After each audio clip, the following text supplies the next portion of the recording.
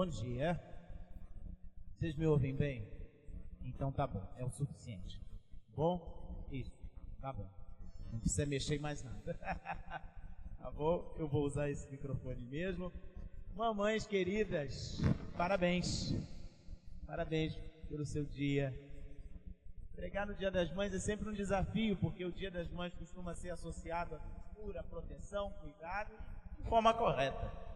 Pode baixar um pouquinho, tava bom. Tava do jeito que tá. Pode manter do jeito que tava. Pode manter. Ele não mexeu. Vamos ver se a gente consegue baixar um pouquinho, que agora ficou alto demais. Isso. Ok. O Dia das Mães costuma ser associado a ternura, proteção, cuidado, corretamente, né? A palavra de Deus, ela vai honrar a maternidade como instrumento de graça comum e também da preservação da vida.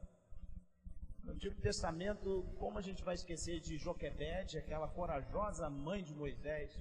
Como não lembrar da lealdade de Ruth para com a sua sogra, Noemi, a quem ela recebeu como uma verdadeira mãe? Como não destacar o compromisso e o desprendimento de Ana, a mãe de Samuel? E claro que no Novo Testamento, certamente você já ouviu da mãe de João Marcos, também chamada Maria, que abriu a casa dela para ser um dos primeiros lugares de encontro dos cristãos.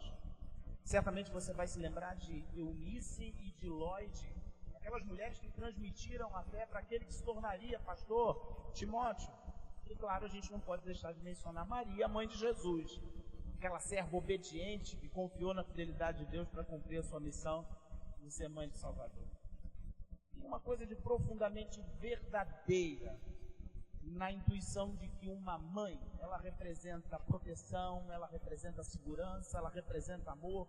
E nos evangelhos, o nosso próprio Jesus, o nosso Senhor, ele se valeu dessa imagem de uma mãe que cuida dos seus filhos para falar do amor dele, para falar da ternura dele pelo seu povo. Mas essa manhã eu quero lembrar com você, à luz da Escritura, que a Bíblia também nos obriga a olhar para o outro lado da realidade humana. Porque o pecado ele pode corromper até aquilo que por natureza deveria proteger. E é por isso que eu quero convidar você a ficar de pé mais uma vez, tá bom? E abrir a sua Bíblia no livro de 2 Reis. Segundo livro dos Reis, nós vamos ler o capítulo 11. Nós vamos ler o verso 1 até o verso 3. E eu vou pedir que você mantenha a sua Bíblia aberta, porque na verdade nós vamos expor todo o capítulo. E eu preciso então que você mantenha a sua Bíblia aberta para a continuidade da nossa exposição. E assim diz a palavra do Senhor, no segundo livro dos Reis, no capítulo 11, o verso 1 ao verso 3, que nós passamos a ler em uníssono. Vamos juntos? Vendo Atalia,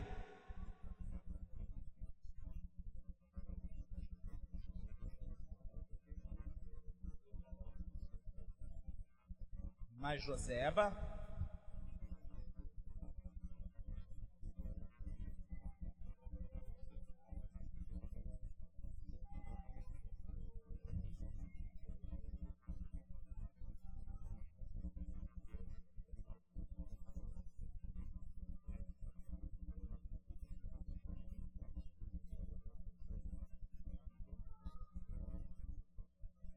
o teve escondido na casa do Senhor 6 anos. Atalia, voltando ao verso 1, vamos juntos. Vendo Atalia, mãe de Acasias, e seu filho era morto, levantou-se e destruiu toda a descendência real. Os irmãos podem se assentar. Pastor, o que está na sua cabeça de falar no domingo, Dia das Mães, de uma mãe que sai matando geral? Pois é. Vamos entender o texto? Quero lembrar você que o povo de Deus estava politicamente dividido. Depois da morte do grande rei Salomão, o filho de Davi, a nação tinha sido dividida em 2 reinos. O reino do norte, com a capital em Samaria, formado por 10 tribos, e o reino do sul, formado pelas tribos de Judá e de Benjamim, e governado pelos descendentes de Davi e de Salomão. O contexto imediato do texto que nós acabamos de ler é de quase 100 anos depois da divisão do reino, quando o rei Acasias morreu e se viu o colapso político da Casa Real de Judá. E é nesse contexto conturbado que a mãe do rei morto, Atalia, revelou o pior da sua identidade. Atalia era filha, ou no mínimo, uma descendente direta de Acabe e de Jezabel. Acabe e Jezabel eram o casal mais perverso do Reino do Norte. Acabe ficou conhecido por abandonar o Senhor Deus e promover a idolatria no Reino do Norte, o Reino de Israel, enquanto Jezabel, sua esposa, perseguiu os profetas de Deus e institucionalizou o culto a Baal. Atalia cresceu nesse ambiente de paganismo, nesse ambiente de poder e violência espiritual. Ela se casou então com Jeorão, da família real de Judá, o Reino do Sul, e levou para Jerusalém a influência da casa de Acabe, fortalecendo o culto ao falso Deus Baal e conduzindo o povo de Deus ainda para mais longe da aliança com Deus. Depois da morte do seu marido, Jeorão de Judá, Atalia permaneceu sendo uma má influência, mas agora para o seu filho Acasias. E num determinado momento, um comandante militar, chamado Jeú, do Reino do Norte, deu um golpe de estado. E a casa de Acabe e de Jezabel foi destruída. E nesse contexto, esse parente, que era o rei do Reino do Sul, o rei de Judá, Acasias, também morreu em batalha. Então, se aproveitando do caos que tinha se instaurado nos dois reinos, Atalia assumiu o trono do Reino do Sul e ordenou o massacre da descendência real. Ou seja, todos aqueles que eram descendentes de Davi. O objetivo aqui, irmãos, não é apenas político. A gente tem um objetivo teológico. Eu quero lembrar a você que a semente real estava ameaçada. Você lembra da promessa de 2 Samuel capítulo 7, de que a descendência de Davi jamais seria extinta e que a linhagem viria, daquela linhagem de Davi viria um rei cujo reino seria estabelecido para sempre? Pois bem, essa promessa, se toda a casa de Judá fosse exterminada, essa promessa estava prestes a fracassar. Mas é aí, irmãos, que nós começamos a perceber no texto um Deus que age silenciosamente. Joseba, a irmã de Acasias, esposa do sacerdote Joiada, escondeu um dos filhos da casa de Judá, chamado Joás, no templo. Isso durante 6 anos. E o menino então permaneceu oculto até o momento determinado por Deus, quando Joiada, o sacerdote, conduziu a coroação do verdadeiro rei, quando Atalia foi julgada e a aliança foi renovada. O capítulo inteiro, irmãos, gira em torno de um grande contraste. Nós temos, por um lado, uma maternidade segundo a idolatria, versus a maternidade segundo a aliança. De um lado, a gente tem um tipo de maternidade que é usada por Satanás para matar, para roubar, para destruir. E a gente tem do outro lado uma maternidade firmada na aliança com Deus vivo, usada por Deus para preservar o seu povo, salvando gerações. E assim o texto, nessa manhã, nesse Dia das Mães, vai nos ensinar quando Deus preserva a próxima geração. Porque Deus tem preservado o seu povo, Deus tem preservado as gerações. E o texto nos apresenta uma mãe e avó que destrói a própria descendência para se manter no poder. E Atalia, ela não é apenas uma personagem cruel da história de Judá, ela representa para a gente uma humanidade caída que é capaz de transformar amor em possessão, autoridade em tirania, maternidade em instrumento de morte. Mas o capítulo ele não termina em Atalia, porque acima da perversidade humana está a fidelidade da aliança do Senhor, o Deus de Israel, o único Deus. E enquanto uma mulher destrói a semente real, outra preserva. Enquanto Atalia tenta apagar a promessa, Deus mantém vivo o rei escondido e preserva a próxima geração. E assim o texto bíblico nos mostra 3 verdades fundamentais sobre o Deus que preserva a próxima geração. Eu quero me voltar para o texto novamente junto com você. Em primeiro lugar, Deus preserva a próxima geração apesar da corrupção do coração humano. Onde é que está isso, pastor? Você está com o texto aberto, não está? Vamos ler de novo o verso 1 ao verso 3. Diz assim a palavra de Deus: vendo Atalia, mãe de Acasias, que seu filho era morto, levantou-se e destruiu toda a descendência real. Mas Joseba, filha do rei Jorão e irmã de Acasias, tomou a Joás, filho de Acasias, e o furtou dentre os filhos do rei. Curioso, né?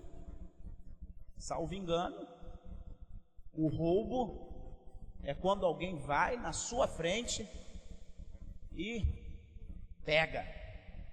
Agora o furto é ali, sem ninguém ver, não é?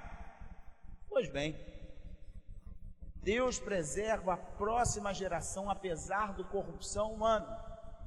E a gente percebe nesse texto uma Atalia que na frente de todo mundo destrói toda a descendência real. E eu quero que você preste atenção, meu irmão, porque de fato o texto ele é brutal. Porque o pecado é brutal. A narrativa, ela não vai romantizar a natureza humana, não. A Bíblia não trabalha com a ideia moderna de que o homem ou a mulher, eles são naturalmente bons e apenas socialmente a sociedade nos leva a pecar, não. Aqui a gente vê a doutrina da depravação humana na forma mais chocante. A maternidade, ela foi criada por Deus para nutrir a vida, mas aqui ela se tornou um instrumento de morte.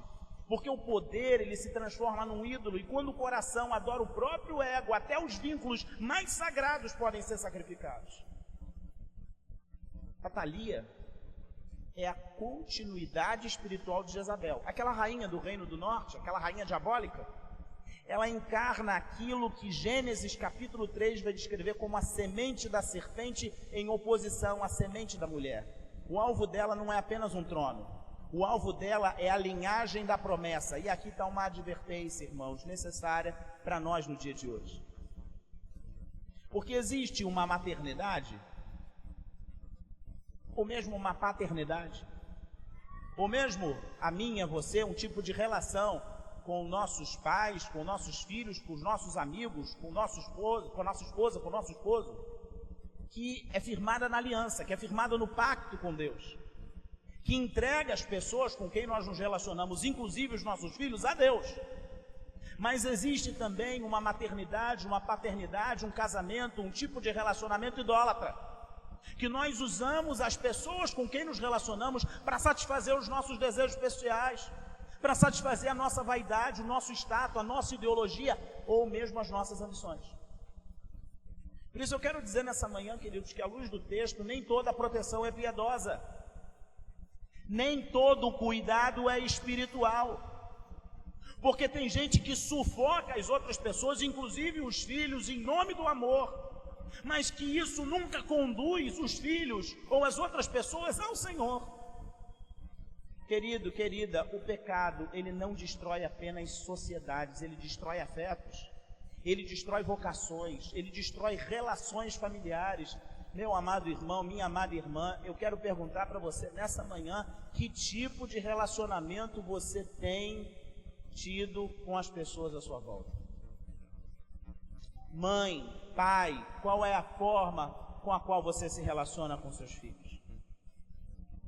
Uma forma que aponta as pessoas para o Senhor da aliança, ou uma que está retendo as pessoas somente para a satisfação dos seus desejos, dos seus projetos, dos seus sonhos? O coração humano é capaz de transformar até o amor mais genuíno em instrumento de idolatria. Por isso, em nome de Jesus, examine o seu coração nessa manhã.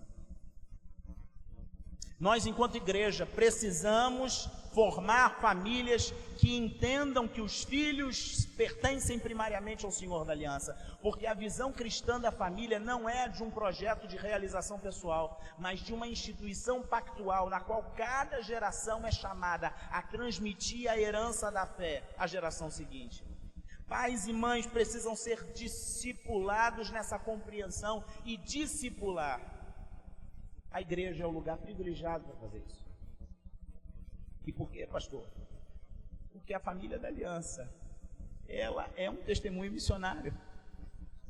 Na cultura que está ao nosso redor, que instrumentaliza os filhos para a satisfação dos adultos, que descarta as pessoas quando elas se tornam inconvenientes, Uma família que recebe alguém como herança do Senhor e forma essa herança na aliança com Deus, mostra pela sua própria existência que existe um Deus que governa, que a vida é sagrada e que as gerações elas têm um propósito. Essa é uma das formas mais poderosas da missão da igreja nesse mundo. A linhagem de Davi parecia nesse texto prestes a desaparecer, não é verdade? Mas a promessa messiânica não dependia da capacidade humana, dependia da fidelidade divina. Porque o mesmo Deus que não permitiu que Atalia destruísse a semente de Davi, é aquela que séculos depois preservou o menino Jesus da fúria de Herodes. Você lembra? Quando Herodes mandou matar uma série de crianças e, advertido por sonho, José e Maria levaram Jesus para o Egito. A promessa não pode ser destruída, meu irmão, minha irmã, porque o fundamento da promessa não sou eu nem você. O fundamento da promessa é divino. O texto nos ensina, em primeiro lugar, que Deus ele preserva a próxima geração, apesar da corrupção do coração humano. Mas o texto vai seguir nos ensinando, mostrando que Deus preserva a próxima geração através de servos fiéis e discretos. Se Atalia representa a destruição da aliança pelo poder do pecado, Joseba representa a preservação silenciosa e corajosa, e assim a gente passa ao segundo movimento do texto, e eu quero junto com você ver isso do verso 2 ao verso 12. Vamos lá? Segundo livro dos Reis, capítulo 11, vamos juntos, verso 2, vamos de forma alternada. Mas Joseba, filha do rei Jorão e irmã de Acasias, tomou a Joás, filho de Acasias, e o furtou dentre os filhos do rei, aos quais matavam, e pôs a ele e a sua ama numa câmara interior, e assim o esconderam de Atalia e não foi morto. Verso 3.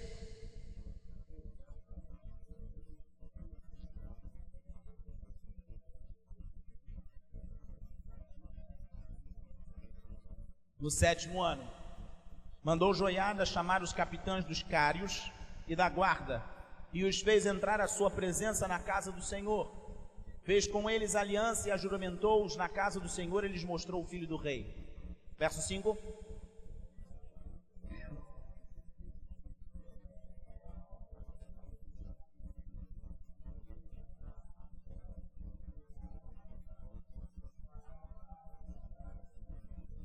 E outra terça parte estará no portão sul, e a outra terça parte ao portão de trás da guarda. Assim fareis a guarda e a defesa desta casa.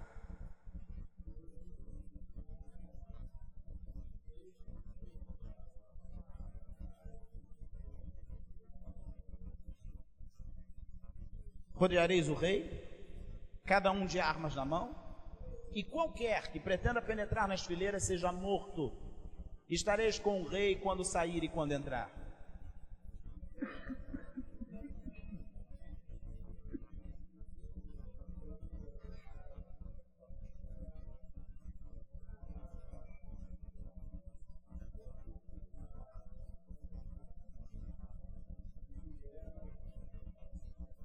O sacerdote entregou aos capitães de 100 as lanças e os escudos que haviam sido do rei Davi e estavam na casa do Senhor.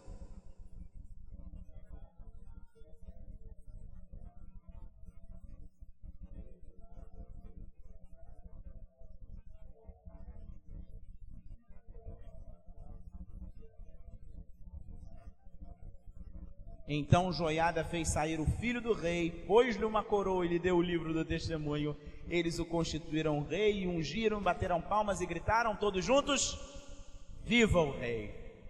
Deus preserva a próxima geração através de servos fiéis e muitas vezes discretos. Joseba salva Joás. O texto não coloca aquela mulher no centro da cena política. Curioso, né? Ela não tinha exército, ela não tinha trono, ela não tinha prestígio, mas ela possuía discernimento, coragem e fidelidade. Enquanto Atalia mata, Joseba protege. Enquanto uma mulher usa a família para manter poder, a outra arrisca a própria segurança para preservar a promessa de Deus. Joás, então, ele é escondido na casa do Senhor. Irmãos, que imagem extraordinária! Porque o futuro da linhagem messiânica, a linhagem que daria origem a Jesus, ela está guardada no templo e silenciosamente longe dos olhos do poder humano. Irmãos, muitas vezes Deus preserva a sua obra não através do espetáculo, mas através da fidelidade escondida. A história da redenção, frequentemente, ela avança por meio de pessoas aparentemente secundárias. Lembra daquela parteira, aquelas parteiras lá no Egito, que não permitiram que os filhos dos hebreus morressem? Você lembra da viúva de Sarepta? Você lembra daquela jovem judia que se tornou rainha da Pérsia, Esther? Você lembra daquela adolescente na Galileia chamada Maria que se tornou a mãe do Salvador? O reino de Deus frequentemente sobrevive, irmãos, em quartos escondidos, em orações silenciosas, em mães que discipulam os seus filhos, em avós que ensinam as Escrituras, em famílias que permanecem fiéis, quando toda a cultura parece que está rendida a Baal. E aqui está uma palavra muito importante para você, minha irmã que é mãe, você que é pai, que é avó, que é avô. A gente tem vivido numa cultura profundamente ataliânica, confusão moral, idolatria do eu, desprezo pela verdade, erosão da família, culto ao poder, culto à autonomia. Mas o segundo livro dos Reis, capítulo 11, nessa manhã, nos lembra que Deus continua preservando o seu povo. O rei ainda está vivo, mesmo quando parece oculto. Talvez você ache, meu querido, minha querida, que a sua fidelidade do dia a dia ela é pequena demais, que a sua oração silenciosa, que o seu ensino da Bíblia para a sua criança é uma perseverança invisível e isso não é suficiente diante da magnitude do problema que nós enfrentamos. Mas o texto responde: Joseba também não tinha exército, mas Deus preservou gerações por meio da fidelidade dela, ainda que discreta. Por isso, não subestime o poder da obediência oculta, porque você hoje pode ser a Joseba da família, dos seus amigos, da sua geração. A preservação da próxima geração, ela não depende apenas de programas, de estruturas. Ela depende de pessoas que guardam a aliança no dia a dia. Uma igreja que forma Josebas, ou seja, que forma homens e mulheres que são fiéis, que têm coragem, mesmo que silenciosamente, que discipulam de forma paciente. Quando nós temos uma igreja assim, nós temos uma igreja que está cumprindo uma das suas funções mais essenciais. O templo onde Joás ficou escondido era a comunidade da aliança, a comunidade do pacto, e é lá que o futuro da promessa é guardado.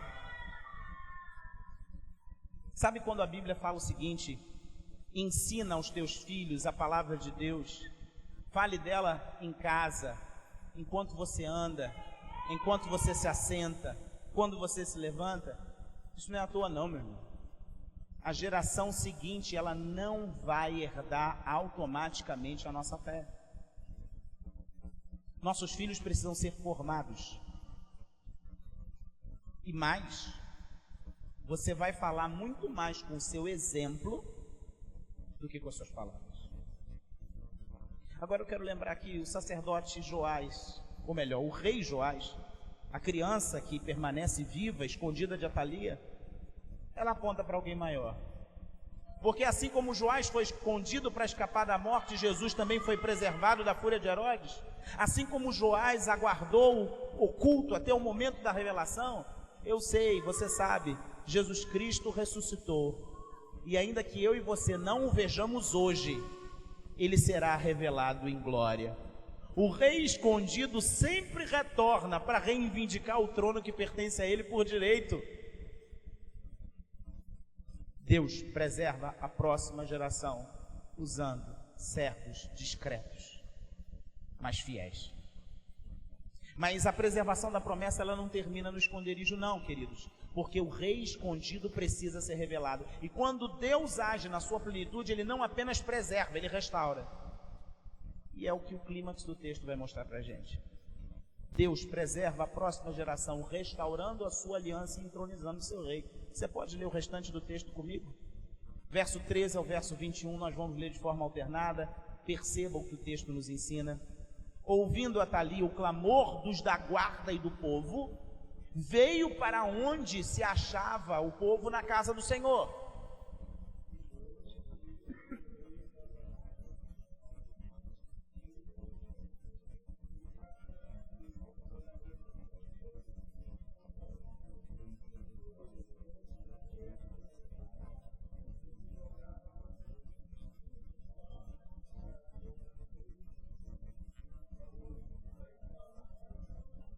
Porém, o sacerdote Joiada deu ordem aos capitães que comandavam as tropas e disse-lhes: fazei-a sair por entre as fileiras.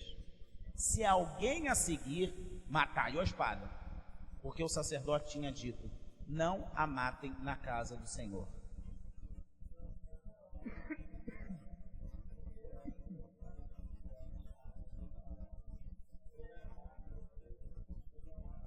Joiada fez aliança entre o Senhor e o rei e o povo, para serem eles o povo do Senhor, como também entre o rei e o povo.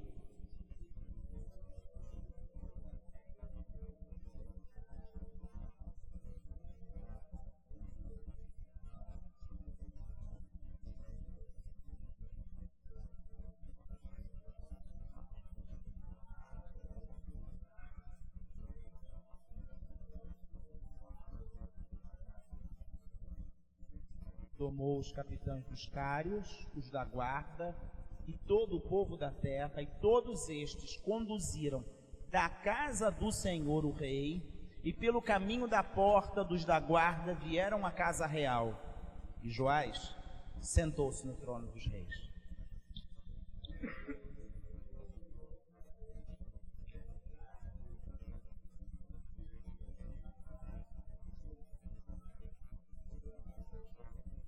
Era Joás da idade de... Quando fizeram? Deus preserva a próxima geração, restaurando a sua aliança e entronizando o seu rei. O clímax do texto, irmãos, não é a morte de Atalia. É a coroação de Joás e a renovação da aliança. Imagina aqui a cena comigo. Durante 6 anos... Jerusalém viveu sob o peso silencioso da usurpação. Era uma usurpadora no trono. Atalia ocupava o trono. O templo de Baal permanecia de pé. A linhagem de Davi parecia morta, mas estava escondido em algum lugar do templo um menino. Então, finalmente, chega o dia escolhido por Deus, marcado por Deus. Os capitães entram no pátio.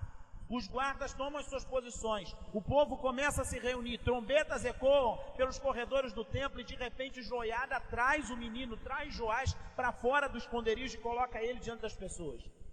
O menino aparece no meio da multidão, a coroa é colocada sobre a cabeça dele, o testemunho, a palavra de Deus é colocada nas suas mãos e todo o povo grita: viva o rei, viva o rei!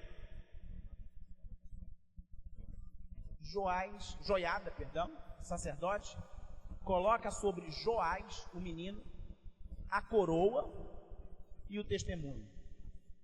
O rei legítimo governa debaixo da palavra, porque sem submissão à aliança, a autoridade se transforma em tirania, exatamente como aconteceu com Atalia. A coroa e o testemunho precisam chegar juntos, não existe governo legítimo separado da lei de Deus. Atalia ouve o barulho vindo do templo, trombetas, gritos, celebração. Agora imagina a rainha usurpadora chegando, ela entra apressadamente no pátio e pela primeira vez em 6 anos, ela vê aquilo que ela julgava que tinha matado, que ela tinha destruído. E aí o menino está junto da coluna real, o povo está aclamando ele, os guardas cercam o garoto para proteger, a comunidade continua gritando, continua louvando. Então ela rasga as vestes diante de todo mundo e diz: traição, traição. Só que eu quero que você perceba a ironia, porque a verdadeira traidora sempre foi ela. Ela era a traidora. O povo então destrói o culto a Baal. O povo deixa o templo do Senhor e corre pelas ruas de Jerusalém. Pela primeira vez em anos, os altares de Baal são derrubados. as imagens caem, o falso culto é destruído, porque quando o rei legítimo retorna ao trono, os ídolos não conseguem ficar de pé. Porque não existe restauração verdadeira sem ruptura concreta com a idolatria. A renovação da aliança não é um evento meramente sentimental, irmãos. Não é apenas algo de liturgia. Tem consequências concretas, visíveis, que custam algo, que custam alguma coisa. Porque renovar a aliança é deixar aquilo que não agrada a Deus. Por isso perceba, irmãos, a progressão no texto. O rei é revelado, a aliança é renovada, os ídolos são derrubados. E finalmente o povo tem paz. Toda reforma genuína segue esse caminho. Não existe paz duradoura sem aliança. Não existe aliança sem destruição de ídolos. E não existe destruição de ídolos sem a entronização do rei legítimo. E se Atalia nos lembra Jezabel, a rainha do norte, Maria surge como grande contraste na história do povo de Deus. Porque Atalia disse assim na prática, que a semente de Davi morra para que eu reine. Mas eu quero que você lembre que quando Maria foi visitada pelo anjo, ela disse o seguinte: eis-me aqui, eis a serva do Senhor. Uma destrói a linhagem, a outra encarna a maternidade segundo a palavra de Deus, em submissão a Deus. Uma encarna a maternidade segundo a idolatria, a outra, ela encarna a maternidade segundo a aliança. E o texto aponta para além do menino Joás. Porque eu sei, você sabe, Joás, ele falharia mais tarde.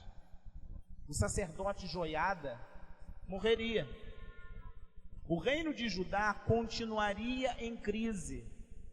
Portanto, o verdadeiro personagem principal da história não é Joás, mas o Deus que preserva a sua promessa até a chegada do filho definitivo de Davi.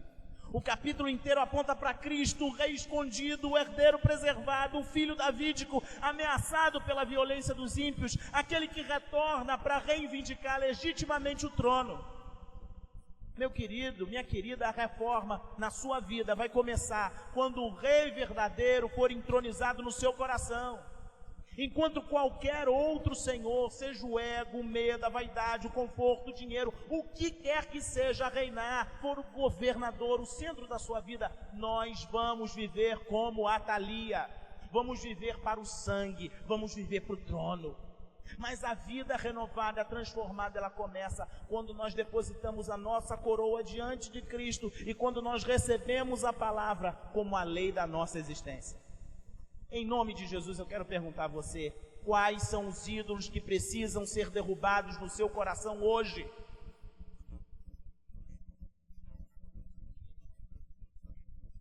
Enquanto igreja, enquanto povo de Deus, nós nunca vamos sair do nosso estado de letargia. Nunca haverá revitalização se os ídolos que enquanto igreja nós instalamos no nosso altar não forem derrubados. Por isso eu quero lembrar você que a proclamação do Evangelho, na sua essência, é o anúncio de que o rei legítimo está vivo e ele vai voltar para reivindicar o seu trono. Em cada cultura onde o Evangelho chega, atalias têm sido destronadas. E a missão da igreja não é apenas a oferta de benefícios espirituais individuais, mas é o anúncio do governo universal de Cristo sobre todas as nações, sobre todas as culturas, sobre todas as gerações. E isso inclui a nossa geração, isso inclui a nossa cidade, inclui as nossas famílias. Deus preserva as gerações, entronizando o seu rei e restaurando a aliança. Eu quero concluir a reflexão dessa manhã, lembrando que não existe força nesse mundo que seja capaz de destruir os propósitos de Deus. Cabe a você hoje identificar de que lado você está. Se você está junto a Deus na aliança, ou se você tem agido como uma Atalia, Seja mãe, seja pai, tio, tia, irmão, irmã, filho, filha. Durante 6 anos parecia que a promessa tinha morrido. Houve uma usurpadora no trono. Havia idolatria em Jerusalém, havia sangue na casa real. Mas tinha um menino escondido no templo. Havia uma mulher fiel preservando a aliança. Tinha um sacerdote aguardando o tempo de Deus. Mas, sobretudo, havia um Senhor soberano governando silenciosamente a história. Talvez hoje você esteja olhando para a sua família, para os seus filhos, para a sua casa, para a sua vida, para a sua existência, para a sua realidade, e você pense, mesmo olhando para a sua igreja, que está tudo perdido. É muito duro quando a gente olha à nossa volta e a gente pensa assim. Mas o texto diz, não está tudo perdido. Porque essa história, ela aponta para algo maior. Porque Deus também preservou o seu rei definitivo, Jesus Cristo. O mundo tentou e tenta silenciar Jesus, o pecado tenta rejeitar a Jesus, a cruz até parecia o fim da promessa, mas o verdadeiro rei ainda vive, a aliança permanece, a aliança continua de pé. Somente em Cristo, o verdadeiro filho de Davi, a cabeça da serpente será finalmente esmagada, e em Jesus Cristo, o Filho de Deus, ainda hoje, homens e mulheres continuam sendo chamados ao arrependimento e aliança. Por isso eu quero perguntar, quem está ocupando o trono do seu coração?